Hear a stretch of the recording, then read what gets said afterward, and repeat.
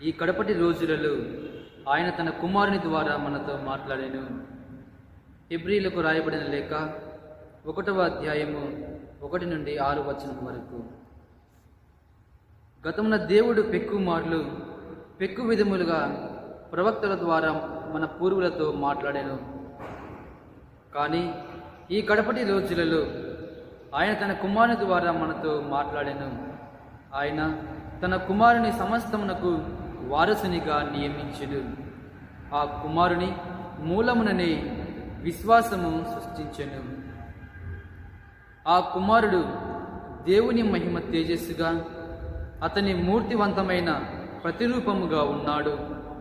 శక్తిగల తన వాక్కుచ్చే విశ్వమునకు ఆధారభూతుడుగా ఉన్నాడు.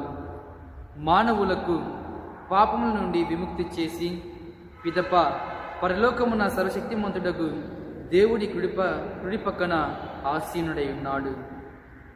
ఆ కుమారుడు దేవదూతల కంటే ఎంత ఘనమైన నామం పొందెనో వారి కంటే అంత ఘనుడు.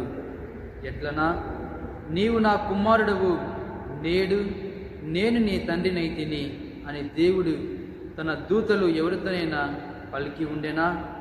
అట్లే నేను ఆయన తండ్రి అగును, ఆయన నా కుమారుడగును అని దేవుడు ఏ దూతతోనైనా చెప్పి ఉండెనా?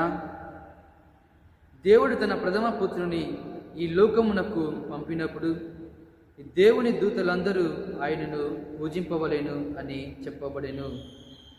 ఇది ప్రభువాక్కు. సర్వేశ్వరునికి వందనములు.